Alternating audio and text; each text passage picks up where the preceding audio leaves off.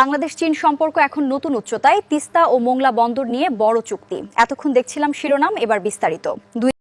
প্রধানমন্ত্রী তারেক রহমানের সাম্প্রতিক বেজিং সফরের মধ্য দিয়ে বাংলাদেশ ও চীনের মধ্যকার দ্বিপাক্ষিক সম্পর্ক এক অভূতপূর্ব ও সর্বোচ্চ ধাপে উন্নীত হয়েছে। সফরকালে চীনের প্রেসিডেন্ট শি জিনপিংয়ের সাথে দ্বিপাক্ষিক বৈঠক এবং মোংলা বন্দর ও তিস্তা প্রকল্প সহ বেশ কয়েকটি গুরুত্বপূর্ণ চুক্তি ও সমঝোতা স্মারক সই হয়েছে, যা দুই দেশের অর্থনৈতিক ও কৌশলগত সম্পর্কের নতুন দিগন্তের সূচনা করেছে। শনিবার বিকালে পররাষ্ট্র মন্ত্রণালয়ে আয়োজিত এক ব্রিফিংয়ে সদ্য সমাপ্ত মালয়েশিয়া ও চীন সফরের বিস্তারিত তুলে ধরে এই তথ্য জানান পররাষ্ট্রমন্ত্রী খলিলুর রহমান। চীনের সাথে ৮ সমঝোতা রেটিং চুক্তি সই। পররাষ্ট্রমন্ত্রী জানান, প্রধানমন্ত্রীর এই রাষ্ট্রীয় সফরে চীনের সঙ্গে বাংলাদেশের ৮টি সমঝোতা স্মারক মান এবং ৩টি চুক্তি স্বাক্ষরিত হয়েছে। এর মধ্যে অন্যতম প্রধান অর্জন হল মোংলা বন্দরের উন্নয়ন। মোংলা বন্দরের আধুনিকায়নে বিশেষ চুক্তি স্বাক্ষরিত হয়েছে। বিশেষ ইপিজেড চট্টগ্রামের আনোয়ারায় চীনা বিনিয়োগকারীদের জন্য একটি বিশেষ ইপিজেড রপ্তানি প্রক্রিয়াকরণ অঞ্চল নির্মাণের চুক্তি চূড়ান্ত হয়েছে।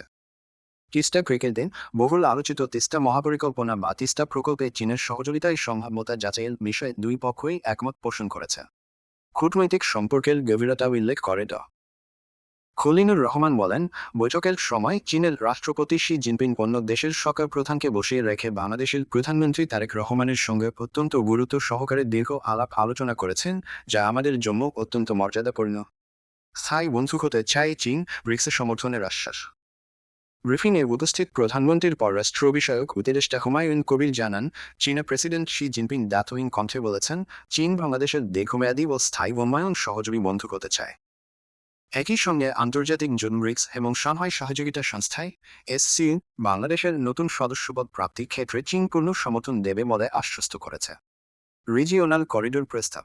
বেইজিংয়ের পক্ষ থেকে কুনমিং থেকে সরাসরি বাংলাদেশ যোগাযোগের জন্য একটি চীন বাংলাদেশ মিয়ানমার করিডোর নির্মাণের প্রস্তাব দেওয়া হয়েছে। তবে কৌশলগত এই করিডোরের বিষয়ে বাংলাদেশ সরকার এখনই চূড়ান্ত কোনো সিদ্ধান্ত নেয়নি বলে জানিয়েছেন পররাষ্ট্রমন্ত্রী। মালয়েশিয়া সফরে বাংলাদেশ ফাস্ট মিটু বড় ছয়।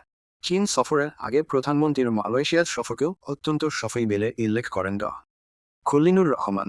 তিনি বলেন, এই সফরে বর্তমান সরকারের বাংলাদেশ ফাস্ট নীতি এক বড় ধরনের কূটনৈতিক সাফল্য দেখা গেছে। মালয়েশিয়া সরকারের প্রকাশিত আনুষ্ঠানিক ভিডিও চিত্রই প্রমাণ করে প্রধানমন্ত্রী তারেক রহমানের সঙ্গে মালয়েশিয়ার প্রধানমন্ত্রীর ব্যক্তিগত ও কূটনৈতিক সম্পর্ক কতটা নিবিড়। মালয়েশিয়া সফরের মূল অর্জনসমূহ: সন্ত্রাসবাদ প্রতিরোধ এবং দ্বিপাক্ষিক বিনিয়োগ বৃদ্ধির লক্ষ্যে দুটি গুরুত্বপূর্ণ নোট অব ভার্বাল স্বাক্ষরিত হয়েছে। আগামী 2027 সালের মধ্যে দুই দেশের মধ্যে একটি মুক্ত বাণিজ্য চুক্তি স্বাক্ষরের লক্ষ্য নিয়ে কাজ করতে একমত হয়েছে উভয় দেশ। মালয়েশিয়ায় বর্তমানে প্রায় 2 লাখ রোহিঙ্গা বসবাস করছে। তাদের নিরাপদ প্রত্যাবাসনের নীতিগতির বিষয়ে দুই দেশ আন্তর্জাতিক মঞ্চে একসঙ্গে কাজ করবে বলে সিদ্ধান্ত গৃহীত হয়েছে। বিশেষজ্ঞদের মতে, প্রধানমন্ত্রী তারেক রহমানের এই দুই দেশ সফর বাংলাদেশের বৈদেশিক বাণিজ্য, অবকাঠামোগত উন্নয়ন এবং রাজনীতিতে এক বিশাল ইতিবাচক প্রভাব ফেলবে।